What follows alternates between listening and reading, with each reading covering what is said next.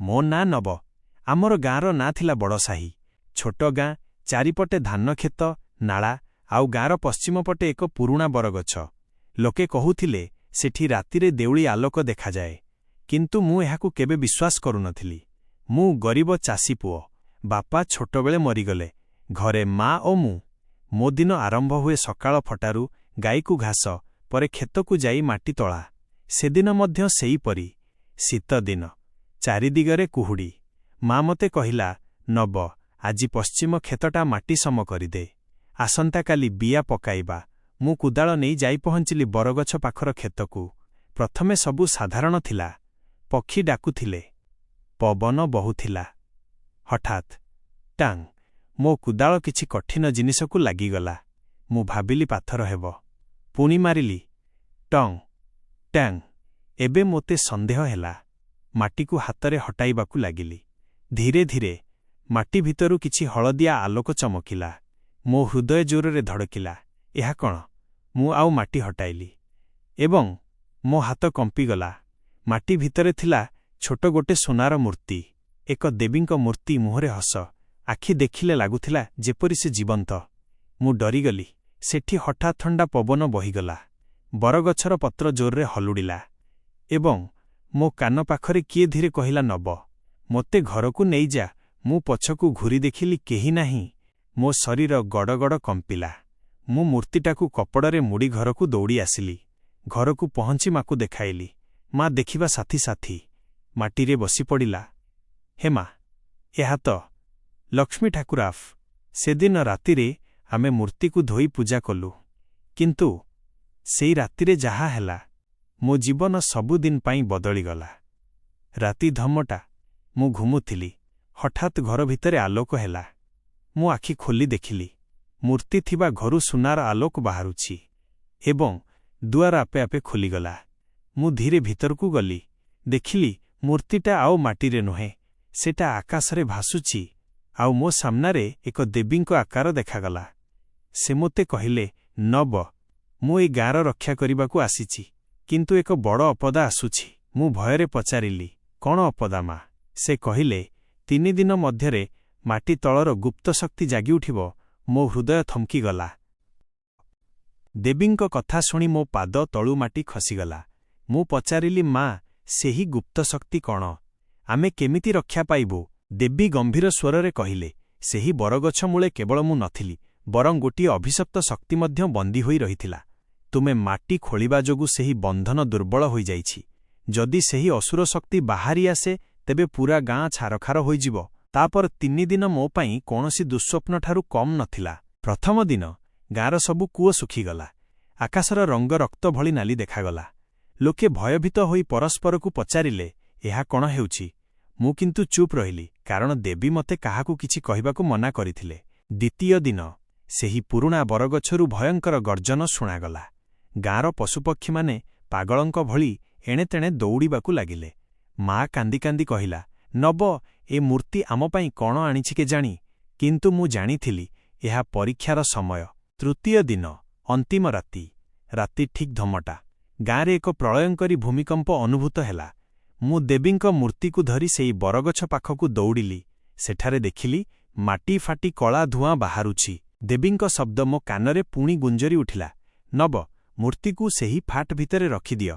ନିଜର ଶୁଦ୍ଧ ଭକ୍ତିରେ ମୋତେ ପୁଣି ସେଠାରେ ସ୍ଥାପନ କର। ମୋ ଆଖିରୁ ଲୁହ ଝରି ପଡ଼ୁଥିଲା। ଏତେ ମୂଲ୍ୟବାନ ସୁନା ମୂର୍ତ୍ତି, ଯିଏ ମୋ ଦାରିଦ୍ର୍ୟ ଦୂର କରିପାରିଥାନ୍ତା, ତାକୁ ମୁଁ ପୁଣି ମାଟିରେ ପୋତିବାକୁ ଯାଉଥିଲି। କିନ୍ତୁ ଗାଁର ସୁରକ୍ଷା ପାଇଁ ମୁଁ ପଛକୁ ହଟିଲି ନାହିଁ। ମୁଁ ଜୋରରେ କହିଲି, ଜୟ ମା ଲକ୍ଷ୍ମୀ, ଏବଂ ମୂର୍ତ୍ତିକୁ ସେହି ଫାଟ ଭିତରକୁ ଫିଙ୍ଗିଦେଲି। ନିମିଷକ ମଧ୍ୟରେ ସେହି କଳା ଧୂଆଁ ଗାୟବ ହୋଇଗଲା। ଏକ ଦିବ୍ୟ ଆଲୋକରେ ସାରା ଆକାଶ ଝଲସି ଉଠିଲା। ସବୁ କିଛି ଶାନ୍ତ ହୋଇଗଲା। ସକାଳ ହେଲା। ଗାଁ ଲୋକେ ଦେଖିଲେ ବରଗଛ ମୂଳେ ଏକ ଛୋଟ ମନ୍ଦିର ଆପେ ଆପେ ତିଆରି ହୋଇଛି। ମୁଁ ଆଉ ଗରିବ ନଥିଲି, କାରଣ ମା ଲକ୍ଷ୍ମୀ ମୋ କ୍ଷେତକୁ ସୁନାର ଫସଲରେ ଭରି ଦେଇଥିଲେ। ମୁଁ ବୁଝିଗଲି, ପ୍ରକୃତ ଧନ ସେହି ମୂର୍ତ୍ତି ନଥିଲା, ବରଂ ମୋର ତ୍ୟାଗ ଓ ବିଶ୍ୱାସ ଥିଲା। ଆଜି ବି ସେହି ବରଗଛ ପାଖକୁ ଗଲେ ମୋତେ ଲାଗେ, ମା ମୋତେ ଦେଖି ହସୁଛନ୍ତି। ଦେବୀଙ୍କ କଥା ଶୁଣି ମୋ ପାଦ ତଳୁ ମାଟି ଖସିଗଲା। ମୁଁ ପଚାରିଲି, ମା, ସେହି ଗୁପ୍ତ ଶକ୍ତି କ'ଣ? ଆମେ କେମିତି ରକ୍ଷା ପାଇବୁ? ଦେବୀ ଗମ୍ଭୀର ସ୍ୱରରେ କହିଲେ, ସେହି ବରଗଛ ମୂଳେ କେବଳ ମୁଁ ନଥିଲି, ବରଂ ଗୋଟିଏ ଅଭିଶପ୍ତ ଶକ୍ତି ମଧ୍ୟ ବନ୍ଦୀ ହୋଇ ରହିଥିଲା। ତୁମେ ମାଟି ଖୋଳିବା ଯୋଗୁଁ ସେହି ବନ୍ଧନ ଦୁର୍ବଳ ହୋଇଯାଇଛି। ଯଦି ସେହି ଅସୁର ଶକ୍ତି ବାହାରି ଆସେ ତେବେ ପୂରା ଗାଁ ଛାରଖାର ହୋଇଯିବ। ତାପରେ 3 ଦିନ ମୋ ପାଇଁ କୌଣସି ଦୁଃସ୍ୱପ୍ନଠାରୁ କମ୍ ନଥିଲା। ପ୍ରଥମ ଦିନ ଗାଁର ସବୁ କୂଅ ଶୁଖିଗଲା। ଆକାଶର ରଙ୍ଗ ରକ୍ତ ଭଳି ନାଲି ଦେଖାଗଲା। ଲୋକେ ଭୟଭୀତ ହୋଇ ପରସ୍ପରକୁ ପଚାରିଲେ, ଏହା କ'ଣ ହେଉଛି? ମୁଁ କିନ୍ତୁ ଚୁପ୍ ରହିଲି, କାରଣ ଦେବୀ ମୋତେ କାହାକୁ କିଛି କହିବାକୁ ମନା କରିଥିଲେ। ଦ୍ୱିତୀୟ ଦିନ ସେହି ପୁରୁଣା ବରଗଛରୁ ଭୟଙ୍କର ଗର୍ଜନ ଶୁଣାଗଲା। ଗାଁର ପଶୁପକ୍ଷୀମାନେ ପାଗଳଙ୍କ ଭଳି ଏଣେତେଣେ ଦୌଡ଼ିବାକୁ ଲାଗିଲେ। ମା କାନ୍ଦି କାନ୍ଦି କହିଲା, ନବ, ଏ ମୂର୍ତ୍ତି ଆମ ପାଇଁ କ'ଣ ଆଣିଛି କେଜାଣି? କିନ୍ତୁ ମୁଁ ଜାଣିଥିଲି ଏହା ପରୀକ୍ଷାର ସମୟ। ତୃତୀୟ ଦିନ ଅନ୍ତିମ ରାତି। ରାତି ଠିକ୍ ଧମଟା। ଗାଁରେ ଏକ ପ୍ରଳୟଙ୍କରୀ ଭୂମିକମ୍ପ ଅନୁଭୂତ ହେଲା। ମୁଁ ଦେବୀଙ୍କ ମୂର୍ତ୍ତିକୁ ଧରି ସେହି ବରଗଛ ପାଖକୁ ଦୌଡ଼ିଲି। ସେଠାରେ ଦେଖିଲି ମାଟି ଫାଟି କଳା ଧୂଆଁ ବାହାରୁଛି। ଦେବୀଙ୍କ ଶବ୍ଦ ମୋ କାନରେ ପୁଣି ଗୁଞ୍ଜରି ଉଠିଲା, ନବ, ମୂର୍ତ୍ତିକୁ ସେହି ଫାଟ ଭିତରେ ରଖିଦିଅ। ନିଜର ଶୁଦ୍ଧ ଭକ୍ତିରେ ମୋତେ ପୁଣି ସେଠାରେ ସ୍ଥାପନ କର। ମୋ ଆଖିରୁ ଲୁହ ଝରି ପଡ଼ୁଥିଲା। ଏତେ ମୂଲ୍ୟବାନ ସୁନା ମୂର୍ତ୍ତି, ଯିଏ ମୋ ଦାରିଦ୍ର୍ୟ ଦୂର କରିପାରିଥାନ୍ତା, ତାକୁ ମୁଁ ପୁଣି ମାଟିରେ ପୋତିବାକୁ ଯାଉଥିଲି।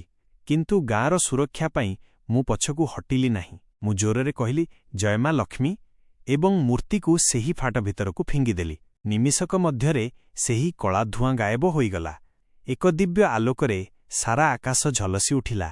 ସବୁକିଛି ଶାନ୍ତ ହୋଇଗଲା। ସକାଳ ହେଲା। ଗାଁ ଲୋକେ ଦେଖିଲେ ବରଗଛ ମୂଳେ ଏକ ଛୋଟ ମନ୍ଦିର ଆପେ ଆପେ ତିଆରି ହୋଇଛି।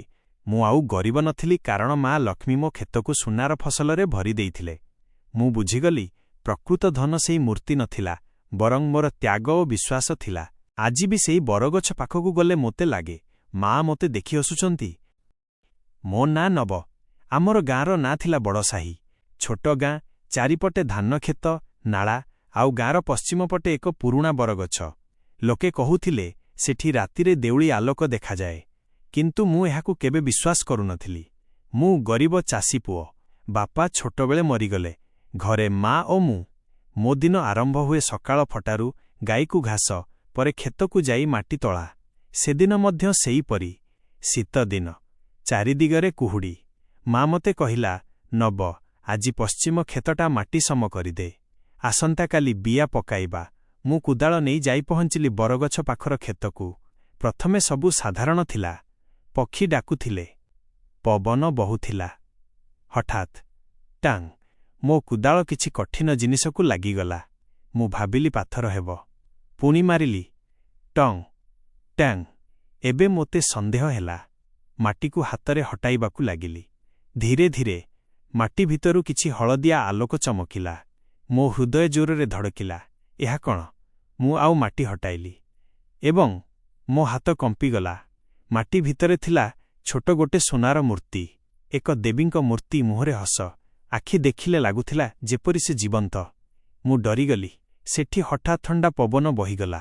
ବରଗଛର ପତ୍ର ଜୋରରେ ହଲୁଡ଼ିଲା ଏବଂ ମୋ କାନ ପାଖରେ କିଏ ଧୀରେ କହିଲା, ନବ, ମୋତେ ଘରକୁ ନେଇଯା।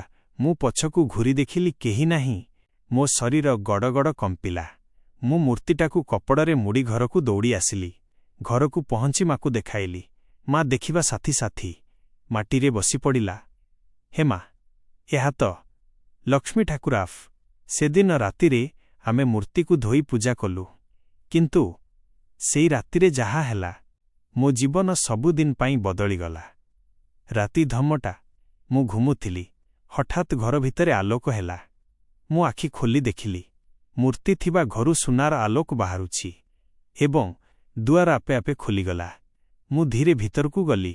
ଦେଖିଲି ମୂର୍ତ୍ତିଟା ଆଉ ମାଟିରେ ନୁହେଁ, ସେଟା ଆକାଶରେ ଭାସୁଛି। ଆଉ ମୋ ସାମ୍ନାରେ ଏକ ଦେବୀଙ୍କ ଆକାର ଦେଖାଗଲା। ସେ ମୋତେ କହିଲେ, ନବ, ମୁଁ ଏ ଗାଁର ରକ୍ଷା କରିବାକୁ ଆସିଛି, କିନ୍ତୁ ଏକ ବଡ଼ ଅପଦା ଆସୁଛି। ମୁଁ ଭୟରେ ପଚାରିଲି, କ'ଣ ଅପଦା ମା? ସେ କହିଲେ, 3 ଦିନ ମଧ୍ୟରେ ମାଟି ତଳର ଗୁପ୍ତ ଶକ୍ତି ଜାଗି ଉଠିବ। ମୋ ହୃଦୟ ଥମକିଗଲା। ମୋ ନାଁ ନବ। ଆମର ଗାଁର ନାଁ ଥିଲା ବଡ଼ସାହି। ଛୋଟ ଗାଁ, ଚାରିପଟେ ଧାନକ୍ଷେତ, ନାଳା, ଆଉ ଗାଁର ପଶ୍ଚିମ ପଟେ ଏକ ପୁରୁଣା ବରଗଛ। ଲୋକେ କହୁଥିଲେ ସେଠି ରାତିରେ ଦେଉଳି ଆଲୋକ ଦେଖାଯାଏ।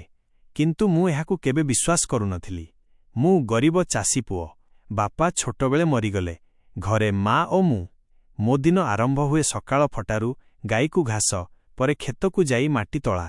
ସେଦିନ ମଧ୍ୟ ସେଇପରି। ଶୀତ ଦିନ, ଚାରିଦିଗରେ କୁହୁଡ଼ି।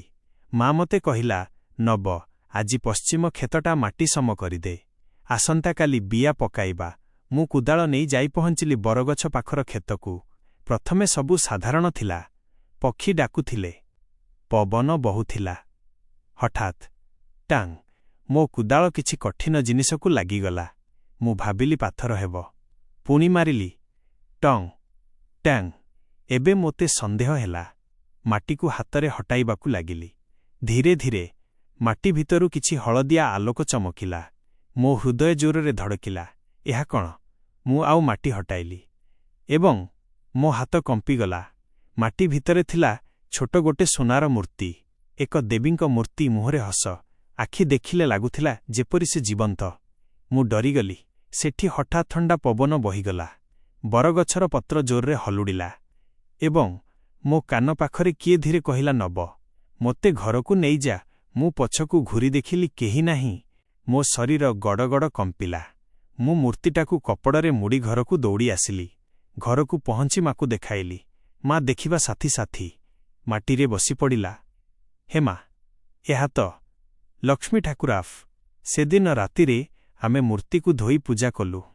କିନ୍ତୁ ସେଇ ରାତିରେ ଯାହା ହେଲା, ମୋ ଜୀବନ ସବୁଦିନ ପାଇଁ ବଦଳିଗଲା।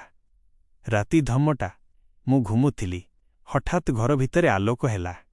ମୁଁ ଆଖି ଖୋଲି ଦେଖିଲି, ମୂର୍ତ୍ତି ଥିବା ଘରୁ ସୁନାର ଆଲୋକ ବାହାରୁଛି ଏବଂ ଦୁଆର ଆପେ ଆପେ ଖୋଲିଗଲା। ମୁଁ ଧୀରେ ଭିତରକୁ ଗଲି। ଦେଖିଲି ମୂର୍ତ୍ତିଟା ଆଉ ମାଟିରେ ନୁହେଁ, ସେଟା ଆକାଶରେ ଭାସୁଛି। ଆଉ ମୋ ସାମ୍ନାରେ ଏକ ଦେବୀଙ୍କ ଆକାର ଦେଖାଗଲା। ସେ ମୋତେ କହିଲେ, ନବ, ମୁଁ ଏଇ ଗାଁର ରକ୍ଷା କରିବାକୁ ଆସିଛି, କିନ୍ତୁ ଏକ ବଡ଼ ଅପଦା ଆସୁଛି। ମୁଁ ଭୟରେ ପଚାରିଲି, କ'ଣ ଅପଦା ମା? ସେ କହିଲେ, 3 ଦିନ ମଧ୍ୟରେ ମାଟି ତଳର ଗୁପ୍ତ ଶକ୍ତି ଜାଗିଉଠିବ। ମୋ ହୃଦୟ ଥମକିଗଲା। ମୋ ନାଁ ନବ। ଆମର ଗାଁର ନାଁ ଥିଲା ବଡ଼ସାହି। ଛୋଟ ଗାଁ, ଚାରିପଟେ ଧାନକ୍ଷେତ, ନାଳା, ଆଉ ଗାଁର ପଶ୍ଚିମ ପଟେ ଏକ ପୁରୁଣା ବରଗଛ। ଲୋକେ କହୁଥିଲେ ସେଠି ରାତିରେ ଦେଉଳି ଆଲୋକ ଦେଖାଯାଏ। କିନ୍ତୁ ମୁଁ ଏହାକୁ କେବେ ବିଶ୍ୱାସ କରୁନଥିଲି। ମୁଁ ଗରିବ ଚାଷୀ ପୁଅ। ବାପା ଛୋଟବେଳେ ମରିଗଲେ। ଘରେ ମା ଓ ମୁଁ। ମୋ ଦିନ ଆରମ୍ଭ ହୁଏ ସକାଳ ଫଟାରୁ। ଗାଈକୁ ଘାସ, ପରେ କ୍ଷେତକୁ ଯାଇ ମାଟି ତଳା। ସେଦିନ ମଧ୍ୟ ସେଇପରି। ଶୀତ ଦିନ, ଚାରିଦିଗରେ କୁହୁଡ଼ି। ମା ମୋତେ କହିଲା, ନବ, ଆଜି ପଶ୍ଚିମ କ୍ଷେତଟା ମାଟି ସମ କରିଦେ। ଆସନ୍ତାକାଲି ବିଆ ପକାଇବା। ମୁଁ କୁଦାଳ ନେଇ ଯାଇ ପହଞ୍ଚିଲି ବରଗଛ ପାଖର କ୍ଷେତକୁ। ପ୍ରଥମେ ସବୁ ସାଧାରଣ ଥିଲା। ପକ୍ଷୀ ଡାକୁଥିଲେ, ପବନ ବହୁଥିଲା। ହଠାତ୍ ଟାଙ୍ଗ୍, ମୋ କୁଦାଳ କିଛି କଠିନ ଜିନିଷକୁ ଲାଗିଗଲା। ମୁଁ ଭାବିଲି ପାଥର ହେବ। ପୁଣି ମାରିଲି, ଟଙ୍ଗ୍ ଟ୍ୟାଙ୍ଗ୍। ଏବେ ମୋତେ ସନ୍ଦେହ ହେଲା। ମାଟିକୁ ହାତରେ ହଟାଇବାକୁ ଲାଗିଲି। ଧୀରେ ଧୀରେ ମାଟି ଭିତରୁ କିଛି ହଳଦିଆ ଆଲୋକ ଚମକିଲା। ମୋ ହୃଦୟ ଜୋରରେ ଧଡ଼କିଲା। ଏହା କ'ଣ? ମୁଁ ଆଉ ମାଟି ହଟାଇଲି ଏବଂ ମୋ ହାତ କମ୍ପିଗଲା। ମାଟି ଭିତରେ ଥିଲା ଛୋଟ ଗୋଟେ ସୁନାର ମୂର୍ତ୍ତି। ଏକ ଦେବୀଙ୍କ ମୂର୍ତ୍ତି, ମୁହଁରେ ହସ। ଆଖି ଦେଖିଲେ ଲାଗୁଥିଲା ଯେପରି ସେ ଜୀବନ୍ତ।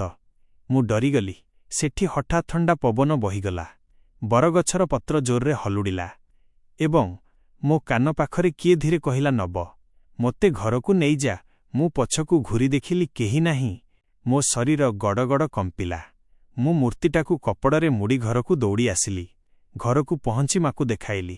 ମା ଦେଖିବା ସାଥୀ ସାଥୀ ମାଟିରେ ବସିପଡ଼ିଲା। ହେ ମା, ଏହା ତ ଲକ୍ଷ୍ମୀ ଠାକୁରାଫ। ସେଦିନ ରାତିରେ ଆମେ ମୂର୍ତ୍ତିକୁ ଧୋଇ ପୂଜା କଲୁ। କିନ୍ତୁ ସେଇ ରାତିରେ ଯାହା ହେଲା, ମୋ ଜୀବନ ସବୁଦିନ ପାଇଁ ବଦଳିଗଲା। ରାତି ଧମଟା। ମୁଁ ଘୁମୁଥିଲି। ହଠାତ୍ ଘର ଭିତରେ ଆଲୋକ ହେଲା। ମୁଁ ଆଖି ଖୋଲି ଦେଖିଲି, ମୂର୍ତ୍ତି ଥିବା ଘରୁ ସୁନାର ଆଲୋକ ବାହାରୁଛି ଏବଂ ଦୁଆର ଆପେ ଆପେ ଖୋଲିଗଲା। ମୁଁ ଧୀରେ ଭିତରକୁ ଗଲି। ଦେଖିଲି ମୂର୍ତ୍ତିଟା ଆଉ ମାଟିରେ ନୁହେଁ, ସେଟା ଆକାଶରେ ଭାସୁଛି। ଆଉ ମୋ ସାମ୍ନାରେ ଏକ ଦେବୀଙ୍କ ଆକାର ଦେଖାଗଲା। ସେ ମୋତେ କହିଲେ, ନବ, ମୁଁ ଏଇ ଗାଁର ରକ୍ଷା କରିବାକୁ ଆସିଛି, କିନ୍ତୁ ଏକ ବଡ଼ ଅପଦା ଆସୁଛି। ମୁଁ ଭୟରେ ପଚାରିଲି, କ'ଣ ଅପଦା ମା?